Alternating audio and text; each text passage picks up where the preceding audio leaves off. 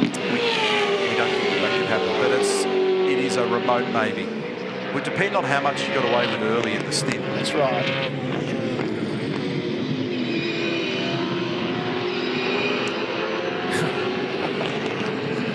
It's a crazy game. Gaps have opened up pretty substantially as they all set course on how they think they can plot a way to get home. 8 seconds, another 0.2 of a second between Whincup and McLaughlin on that lap.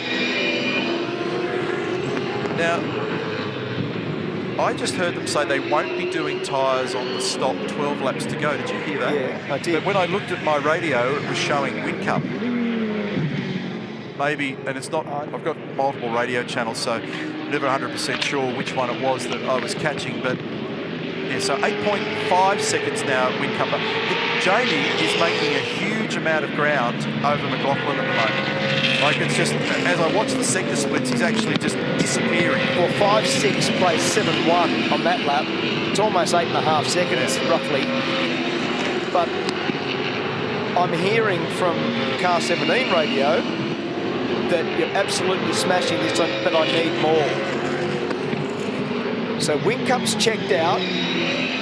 Scott McLaughlin's doing all he can in terms of diligence to reduce the fuel usage and to sneak Car 17 home. Ryan Story won't be as bold as he was with us at Newcastle, but he's being cagey. 12 laps remain. Coming up to the 6-hour mark in this race. It won't be the fastest in history, which it was on track to do earlier in the day, Mark. Well, I'm just standing here with Ryan. I'm just trying to observe without giving too much away. He does tell me he reckons they're going to just sneak it in there, and I'm looking at Scotty's fuel usage. We've talked a lot today about 5 litres lap, 4.9, 4.8. He's currently running around at about 4.33. So I can't tell you exactly how much is in his fuel tank, and I wouldn't ask, but grab another quick beer. This is going to go to the wire from Shora. They need 4.2 on our numbers. They need 4.23 to make it, Larko. So, but that we don't know how much fuel was in it, and we also don't know how much they actually take in reality, because it's all weighed. It's so scientific. But so on our numbers, the 4.23 is what we've got on our computer. Yeah, they don't deal in litres in the race teams. They deal in weight based on the specific gravity of the fuel, and. That's a lot, though. I mean, if you think about what the regular number is, which was being talked up as much as 5 litres a lap, or perhaps as little as 4.6, 4.7, and you're asked to do 4.2, yeah, you're going to have to flick it into neutral for a couple of 100 metres here and there. Exactly. And that's what they were talking about with Rick Kelly. He was chucking into Oklahoma overdrive. So just, the way you said that, I just watched and listened to Rick Kelly going up to turn 1. And that's pretty much what he's doing. Yeah. He's just sailing in there. So Whincup, McLaughlin, Van Gisbergen, Courtney, Kelly, Reynolds, Coulthard, Winterbottom, Pye, Davison. That's your 10. Heimgartner, after coming in for that stop, has gone back to 11th. Who was doing a great job. He was the lead, Nissan. That's that pack of cars that you can see there. Oh, and a crash! This will be a safety car for sure. Wow. Well, now this plays into Whincup's hands. But they'll go back to being line astern. So Gary Jacobson, car 3, and they've already called the safety car. Car 33 at the moment has got Richie Stanaway at the helm. It's at turn 1, and pretty heavy contact it looked like, and it's well buried. So that's not going anywhere, that car. Van Gisbergen's been told again to save fuel. Yeah, so there's 2 points here to consider. Here we go, he's got to come in. That's the one. That's the biggest call of the race so far. We thought that he was let off the leash. He's going to do this right now. What's this bloke do? Does he follow him? No, he stays out. He's going to be in the lead of the race. Now, the safety car gives them some of that fuel back. So, where is Whincup going to emerge? Where is he in the lane? He's up at the end at the moment. We're in the box on the mark. Big shot here. He's going to come out about Courtney and Kelly. With a little top up, he'll come out about 3rd or 4th. But he'll be off the leash. Here we go.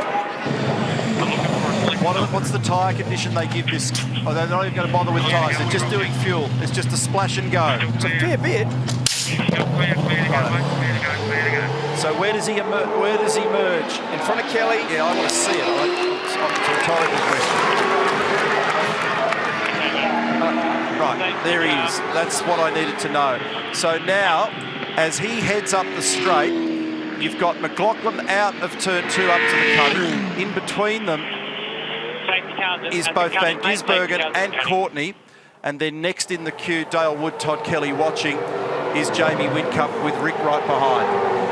Wow, I was just about to interview Mark Dutton about what they were going to do, and that happened, mate, and it was like a firecracker went off in here. Roland Dane ran to the front of the garage. He said, no tyres, no anything, just fast as you can, 5 seconds of fuel, that's it. So they didn't want to risk coming out behind anything or anyone. Game on. Wow, that's amazing. So 5 seconds of fuel gives them just a whisker under 20 litres. Here's the replay arrival of Whincup down the bottom of the hill and fully committed into the pit lane. And they're playing a high-stakes game of poker. Ryan Story points to the monitor. Ludo looks comfortable with his strategy, but they've got to do this on the smell of an oily rag to the end. And here's the reason why we've got the safety car. It's a bump and grind session all the way down to turn 1 between Stanaway and Jacobson. And Jacobson didn't look like being able to turn in with the back of the car skating like it did. They're both chasing each other. Wild stuff. It's dodgy car stuff, isn't it? Both wheels just jammed into each other. One's turning left, one's turning right. So they're both people getting strife for that. Yeah, have a look at this. So they're playing dodging cars at 200 kilometres an hour. Craig Baird to take a deep view of that stuff. Yeah, it's going to have a massive impact on this race now.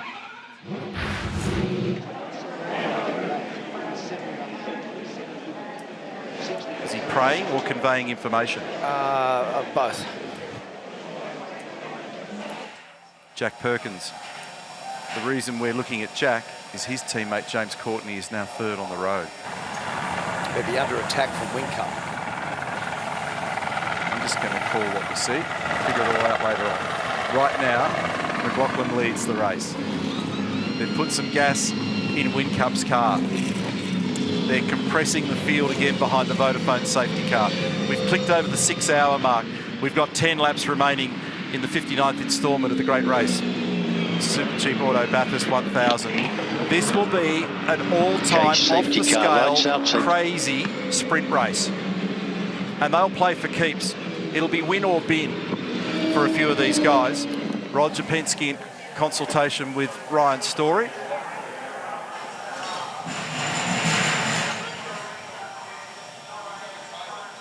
Jack Perkins, who's been very unwell. Waiting, mate. Still waiting. So, with the relaxation of the fuel burn here, Still waiting. is it going to be enough for the young guy in the lead to convert to a win? That's really the question. Because even though they've got fuel here in the 4th car in the queue, he's got a clear car number 22.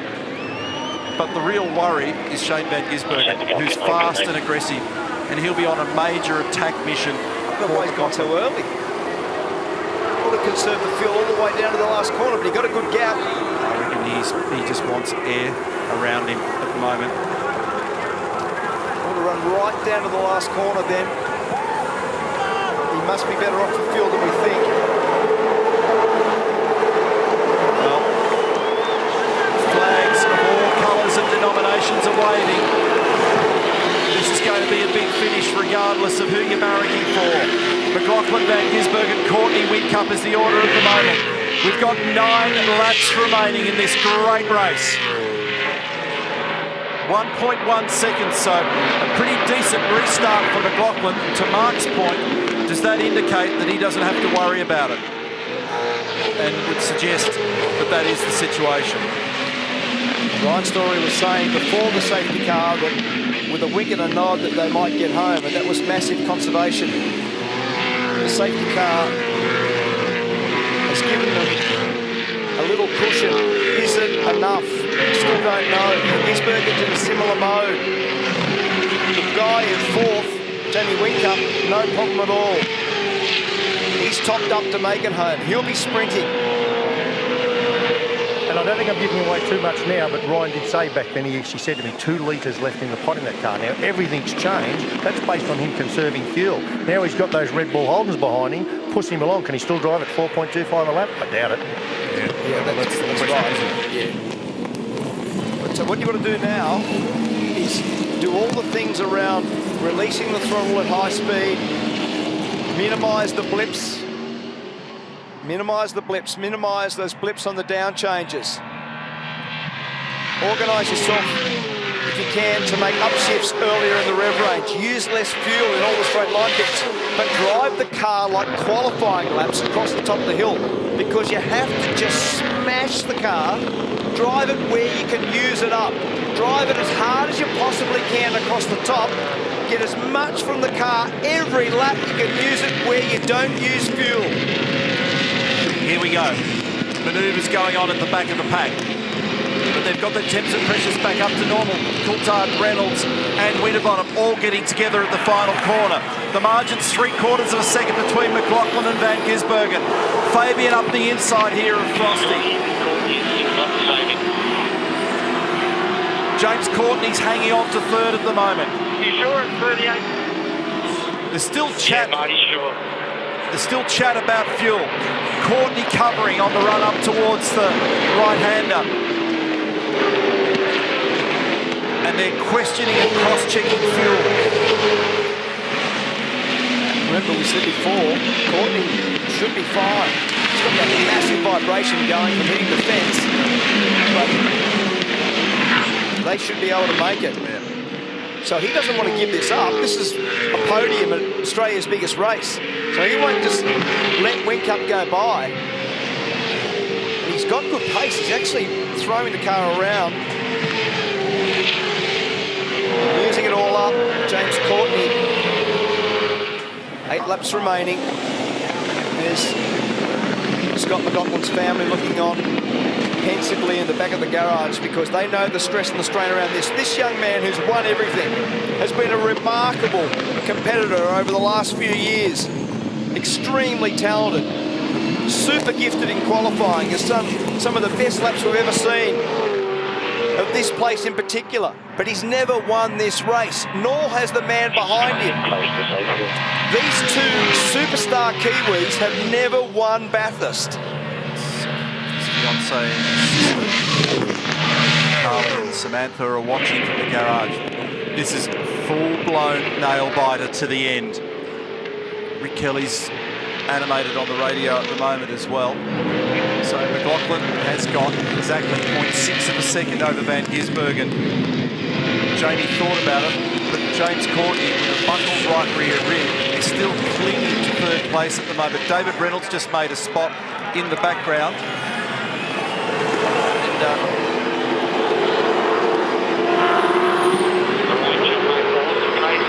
3/4 of a second.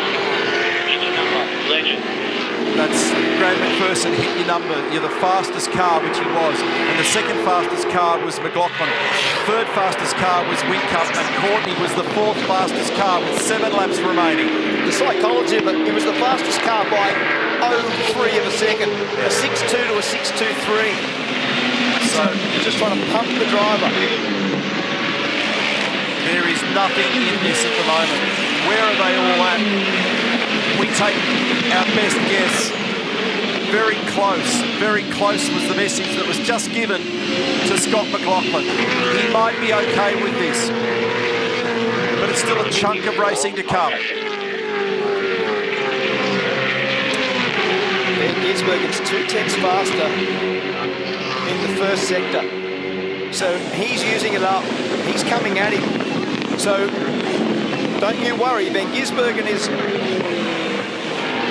going to attack if he can. Now we know Van Gisbergen's prime spot is right there. So what he's got to do is come off the dipper and get himself in a position to fire down the inside of car 17, coming on to the straight. Rocco? This is the pressure that he doesn't want, Mark, because we talked earlier, he was at 4.3 litres per lap. Now he's gone back up to 4.6, mate. Not good. Under pressure. Under big pressure, but they're saying you're okay. But you're only okay at that moment. A moment later, you could be out of the window, and that's what you're suggesting, and that's what Van Gisbergen's doing to him at the moment. And Shane's got his own big game to play. He had a potential victory robbed in 2014. This means a lot to him. It might deliver another victory at Mount Panorama to Garth Tander. These guys are absolutely in the game. On the podium last year for McLaughlin. Never a victory for either of the two of them, first and second.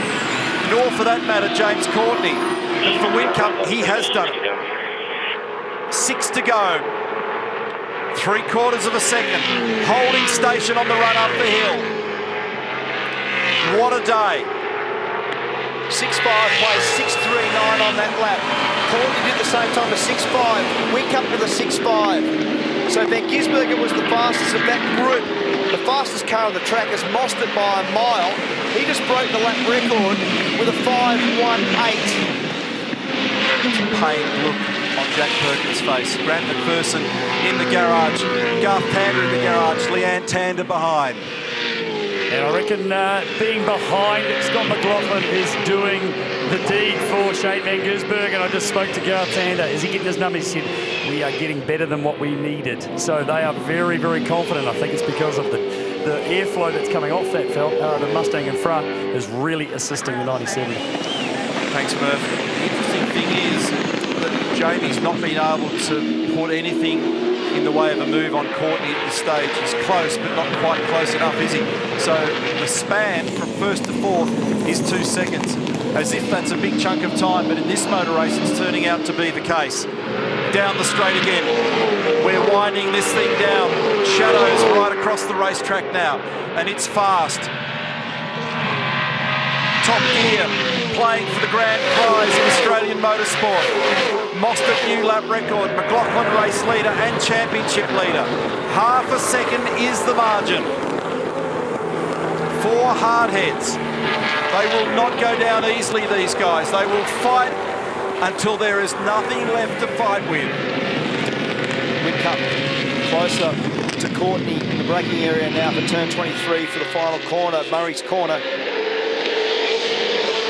Scott's making beautiful exits. One of the things about conserving fuel is making sure that when you do go onto the throttle that you've got the car trajectory as tight and as properly placed in terms of track position as you can. So when you apply it, it's nice and progressive. It's a little over 30 kilometres to go in this 1,000 kilometre contest. 5 laps remain. We're on board with McLaughlin. Second gear, turn 2. Early to third. Nobody dare breathe in any of those garages. Shelby Power Racing, Walkinshaw Andretti United, Red Bull Holden Racing Team in sequence in those boxes. Everything to play for. Still half a second between McLaughlin and Van Gisbergen. Peak motor racing at its finest. Maximum attack. Use every millimetre. Massively flowing the car everywhere you can to try and do what you can with what you've got. But they are all maxed out at the moment. There are the questions around fuel. There's the question mark about what happened earlier with Coulthard. There'll be a lot of feeling and discussion about a lot of the stuff that's gone on today. But in the end, first and second in the championship are duking it out for first and second in the big race. Mostert just did a 4.76. Fastest racing lap ever of this place for a supercar. Last year, the lap record was a 2 minutes 6.1. That's a monstrous gain of speed year on year.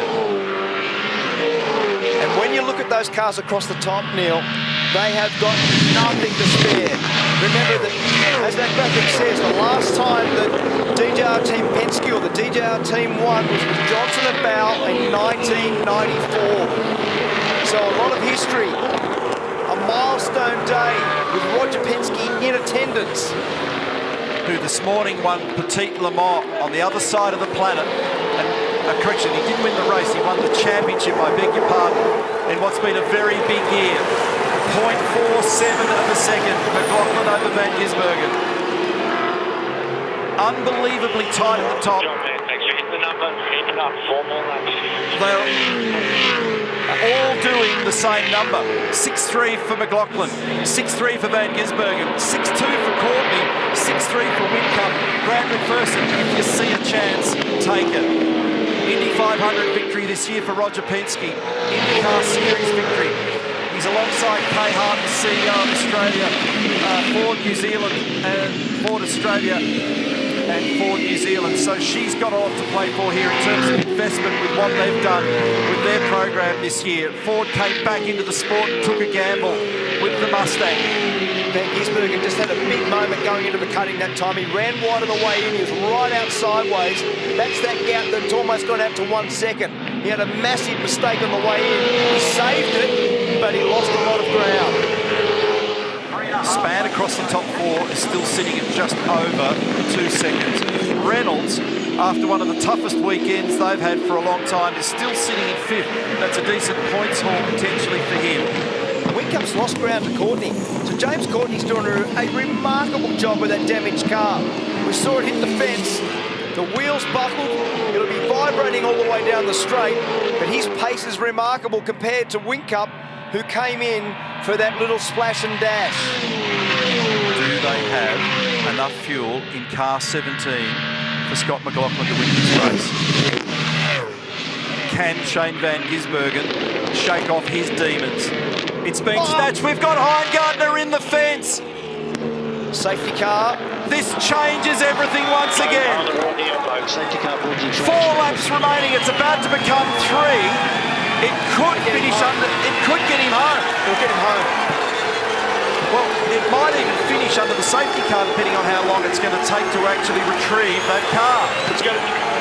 What a tragedy for Heimgartner. Rejoicing. This might deliver the victory to Scott McLaughlin. They've got 3 laps remaining, and another safety car intervention on a bizarre day at Mount Panorama.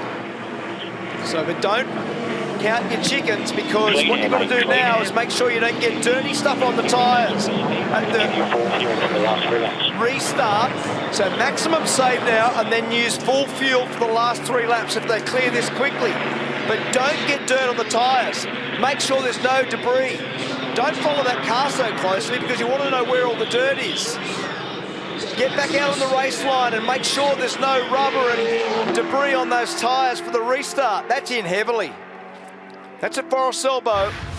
Here's the replay of what happened. Andre Heimgartner in the Nissan. Oh, he gets on fence, I think, by the look at that. Which doesn't happen terribly often up there. Here's the replay. Let's listen.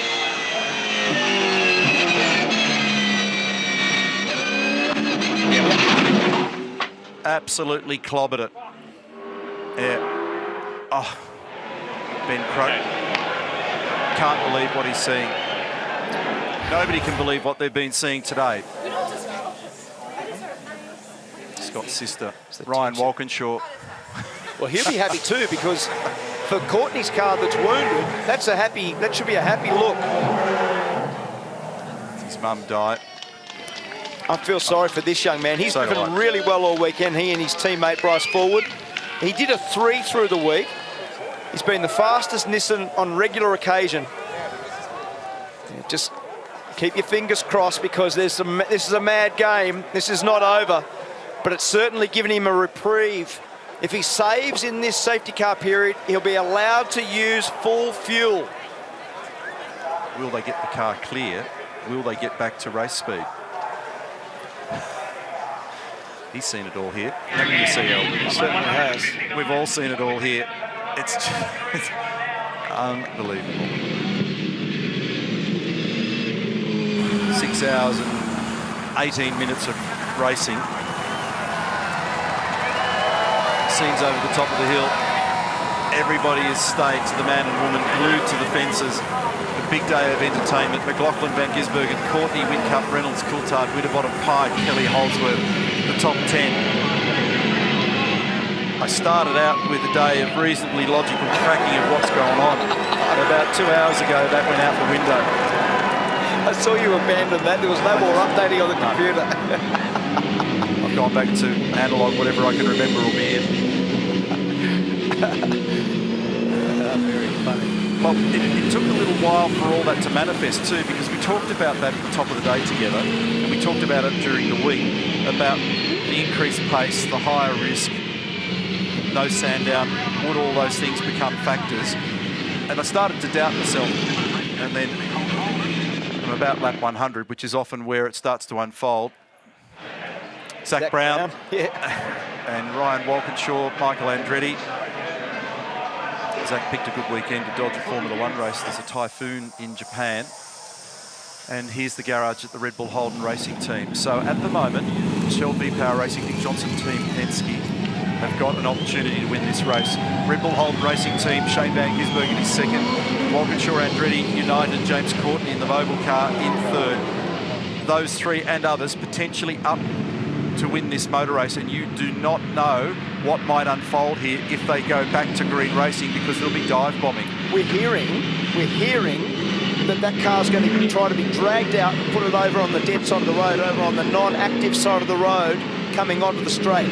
So if they drag that out and put it over there on your right, which is on the driver's left coming onto the straight, then we should at least get a lap to commence this race and finish 161 laps of this amazing motor race. It just never fails to deliver, this place. Picking up the pace with the Vodafone safety car, as the cars are getting hot at such low speed, so they're going back to 80 kilometres an hour now that they're clear of the incident area. I feel sorry for young James Golding, who was scheduled under that scenario to not save fuel and do a good job. Now, I have to be careful again with the coolant running out, the glycol, and that's what they're going to do.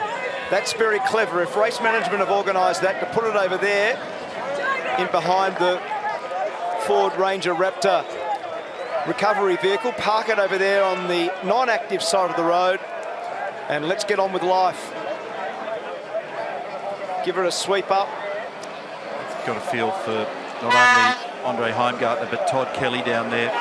They've put a huge amount of energy into that program with the Nissan over a long period of time. And they were on for a really strong result, and that's just evaporated.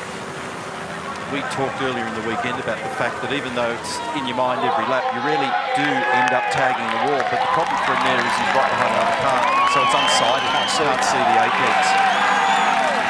When they cross the finish line here, 3 becomes 2. Laps to go.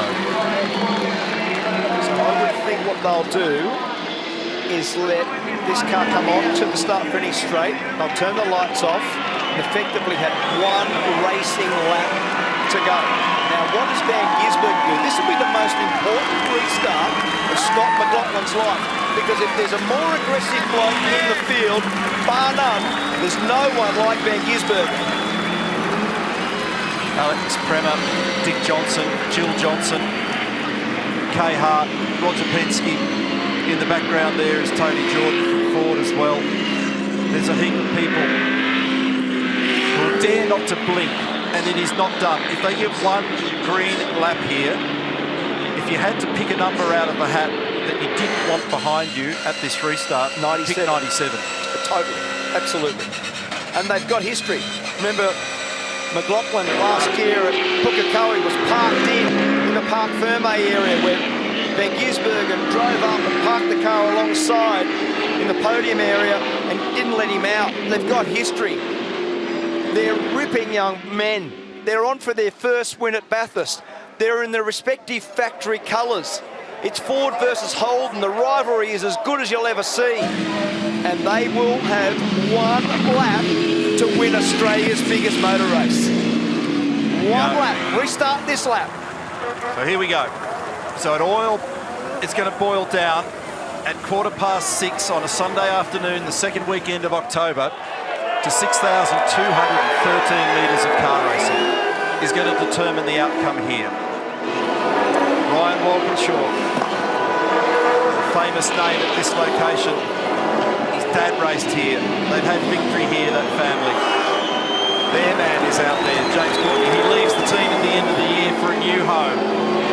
There was an emotional decision to part ways, and he might be about to deliver a pretty big prize to them. What an incredible story. And it's it's a horror story because the tyres have cooled out, the pressures have dropped, the brakes have cooled out, but you've got to try and turn something on now that's a miracle. Brake late, lean on those tyres, pick up the throttle, defend, race, watch out for junk on the road. This is exactly right, Croppo. One of the things, how's your sweaty palms going? I love your saying, hold your breath, Australia, because this is one for 23 corners that you're going to have to live and ride this with Scott McLaughlin, trying to keep the most aggressive Kiwi. Shane Van Gisbergen, lights out. He's going to drive away in the safety car. The Vodafone safety car will exit proceedings. The gamesmanship now is critical. What's he do? How's he play it? I'd run right down to the last corner, minimise my risk, turn hard left and get on the throttle. Make it slow. Carly's not coping.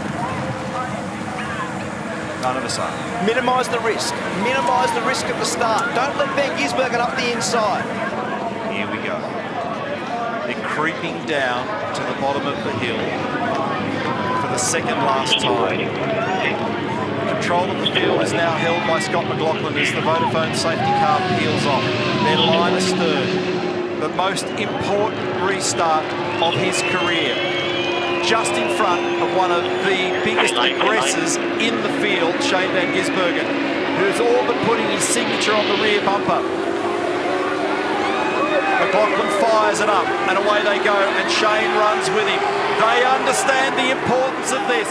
We have got one lap to go at Mount Panorama. The 2019 Great Race is going to be decided by one bizarre lap of racing. Green, green, green as we get stuck back into it. It's McLaughlin, Van Gisbergen and Courtney. They get through the first quarter. One down, 22 to go. Minimise the risk. Warm the tyres up on Mountain Straight. Weave the car around. Ensure that you've got a grip feel. Tyre temp, tyre temp, tyre temp. That's exactly right. He's being told to get those tyres up to temp. Oh, he's thrown it in there. Van Gisbergen's arrived at warp speed into there. They're driving the wheels off them, but the cars are not ready for it. Those tyres will have lost some temp. They've lost some pressure. They'll be a handful to drive. They climb out of the cutting for the last time in second to third gear. Over the top of the hill for the blind approach. And this is where we've seen trouble today. There's rubbish on the road everywhere. The fans have gone crazy at the top of the hill. What an off-the-scale car race. McLaughlin still leading with half a lap to go. McLaughlin over Van Gisbergen. Oh, he just about threw the thing away like a speedway car over the top.